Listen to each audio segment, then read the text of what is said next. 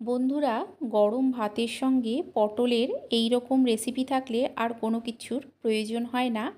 অনেকেই আছেন যারা পটল খেতে একেবারেই পছন্দ করে না। তাদেরকে যদি এইভাবে পটল রান্না করে দেওয়া হয়, তারাও কিন্তু পটল ভীষণ পছন্দ করে খাবে। তাহলে চলুন দেরি না করে দেখে নেওয়া যাক যে পটলের এই রেসিপিটা আমি কিভাবে বানাই। পটলের এই রেসিপিটা বানানোর জন্য আমি দেখুন এখানে নিয়ে নিয়েছি কয়েকটা পটল। এখন কি করব, একটা ছুরির সাহায্যে পটলের দুদিকের অংশটা ঠিক এইভাবে কেটে দেব। পটলটাকে এইভাবে কেটে নিয়ে পটলগুলোকে ছুলে নেব, তবে পটলগুলো সম্পূর্ণ ছুলব না, কিছুটা করে সবুজ অংশ রেখে পটলগুলোকে আমি ছুলে নেব। পটলের এই রেসিপিটা এত সুন্দর খেতে হয়, ভাত রুটি দুটোর সঙ্গেই খেতে কিন্তু ভীষণ ভালো লাগে। অনেক সময় কি হয়, আমাদের একঘেয়ে পটল খেতে ইচ্ছে করে না, তখন যদি আপনারা এইভাবে পটলটাকে বানিয়ে নেন, দেখবেন খেতে কত সুন্দর লাগে। সমস্ত পটলগুলোকেই আমি ছুলে নেব, গায়ের সবুজ অংশটা কিছুটা করে রেখে। সমস্ত পটলগুলোকে ছুলে রেডি করে নিয়ে এখন এগুলোকে আমি কেটে নেব। এই পটলগুলো কিন্তু একদম লম্বা করে একটু সরু করে কেটে নিতে হবে। ঠিক আমি যেই রকম কাটছি এই রকমভাবেই সমস্ত পটলগুলোকে কাটতে হবে। দেখুন সমস্ত পটলগুলোকেই ঠিক একই রকমভাবে আমি কেটে রেডি করে এখানে রেখেছি। আর এখানে নিয়ে নিয়েছি আমি একটা বড় সাইজের আলু। যেহেতু পটলটাকে লম্বা সরু করে আমি কেটেছি, আলুটাকেও ঠিক একই রকমভাবে আমি কেটে নেব। পটলটা যেরকমভাবে কেটেছি সেই রকমভাবেই যদি আলুটাকে কাটা হয়, তাহলে সবজিটা রান্না করার পর দেখতে সুন্দর লাগে। একই রকমের দুটো জিনিস যদি হয়, পটলগুলো একরকম আর আলুটা যদি আরেক রকমভাবে কাটা হয়, তখন দেখতে ভালো লাগে না। দেখুন সমস্ত আলুটাকে আমি ঠিক এই রকমভাবে লম্বা সরু টুকরো করে কেটে নিচ্ছি। কেটে এগুলোকে আমি জলে ভিজিয়ে নেব। আর এখানে দেখুন নিয়ে নিয়েছি আমি একটা পেঁয়াজ। পেঁয়াজটাকে লম্বা করে কুচি করে কেটে নিতে হবে। আমি এখানে একটাই পেঁয়াজ নিয়েছি বড় সাইজের। আপনারা যদি বেশি পরিমাণে সবজিটা বানান, সেক্ষেত্রে আপনারা দুটো কিংবা তিনটে পেঁয়াজও নিতে পারেন। সমস্ত পেঁয়াজগুলোকেই দেখুন আমি এখানে কেটে রেডি করে নিয়েছি। এখন অন্যদিকে আমি একটা প্যান বসিয়ে দিয়েছি, এতে দিয়ে দিচ্ছি দেখুন অল্প কিছুটা সর্ষের তেল।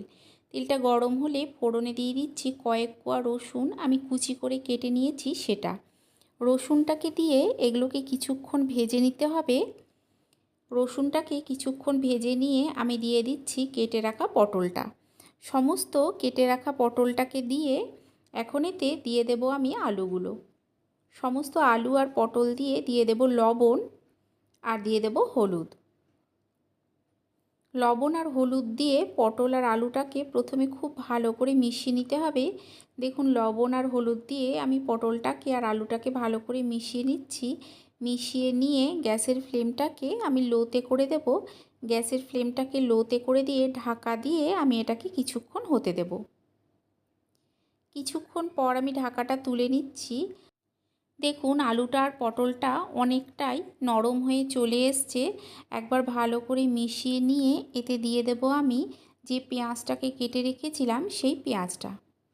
সমস্ত পেঁয়াজটাকেই দিয়ে নেব। পেঁয়াজটাকে দিয়ে আলু আর এই পটলের সঙ্গে খুব ভালো করে মিশিয়ে নিতে হবে। পেঁয়াজ আর আলু পটল ভালো করে মিশিয়ে আমি ঢাকা দিয়ে আরও কিছুক্ষণ হতে দেব, যাতে পেঁয়াজটা কিছুটা নরম হয়ে যায়। এটাকে ঢাকা দিয়ে আমি আরও 5 মিনিটের মতো হতে দিয়েছিলাম। 5 মিনিট পর ঢাকাটা তুলে নিচ্ছি। দেখুন পেঁয়াজটা অনেকটা নরম হয়ে গেছে, আর কিন্তু ঢাকা দেওয়ার প্রয়োজন নেই। এখন গ্যাসের ফ্লেমটা লো টু মিডিয়ামে করে আমি এটাকে কিছুক্ষণ হতে দেব। এটা এইভাবে ভাজতে ভাজতেই কিন্তু অনেকটা ভাজা হয়ে যাবে আর আলুগুলো অনেকটাই সেদ্ধ হয়ে যাবে। দেখুন আমি বেশ কিছুক্ষণ ধরে এটাকে ভেজে নিয়েছি। এখন এতে দিয়ে দেব আমি একদম সামান্য একটু জিরে গুঁড়ো। একদম কিন্তু মশলার প্রয়োজন হয় না। দিয়ে দিলাম হলুদ গুঁড়ো আর দিয়ে দিচ্ছি লঙ্কার গুঁড়ো। এখন এতে দিয়ে দেব জল। জলটা দিয়ে ভালো করে মিশিয়ে দিয়ে দেব স্বাদ অনুযায়ী লবণ।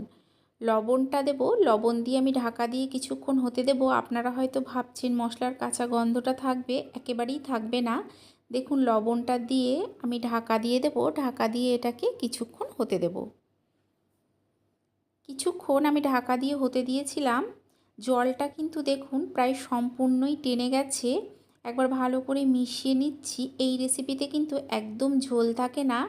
দেখুন আলুগুলো একদম ভালো মতো সেদ্ধ হয়ে গেছে। তৈরি হয়ে গেছে এই রেসিপি। আপনারা অবশ্যই একবার এইভাবে বানিয়ে খাবেন। আশা করছি আপনাদেরও ভালো লাগবে।